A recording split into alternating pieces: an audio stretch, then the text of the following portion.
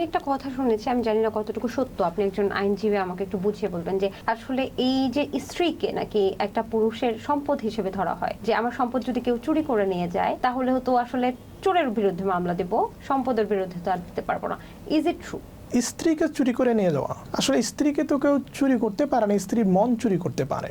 এবং স্ত্রীর মনটা যখন চুরি হয়ে যায় অন্য একটা ছেলের কাছে স্বামী ব্যতীত, তখন কিন্তু তার সাথে এই পরকীয়ার সম্পর্কটা হয়ে যায়।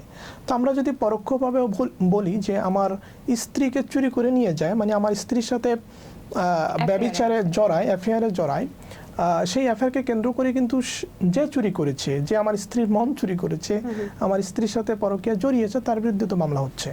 আমি বলবো যে এটা সংশোধন হওয়া জরুরি। কারণ হচ্ছে যে যদি যথেষ্ট প্রমাণ থাকে যে আমার স্ত্রী নিজের ইচ্ছায় অন্য একটি ছেলের সাথে অনৈতিক সম্পর্কে জড়িয়েছে, পরকীয়া জড়িয়েছে, তাহলে আমার স্ত্রীর বিরুদ্ধেও এই সমান অপরাধের জন্য তার শাস্তি হওয়া উচিত। শুধুমাত্র সেই ছেলেটির যখন শাস্তি হচ্ছে, তখন কিন্তু অনেক স্ত্রী, আমার ঘরের স্ত্রীও হতে পারে, তার মধ্যে কিন্তু ভয়টা থাকতেছে না। সে ভাবতেছে যে আমি যা করি আমার কিছু হবে না, আমার স্বামী আমার বিরুদ্ধে কোনো অ্যাকশন নিতে পারবে না।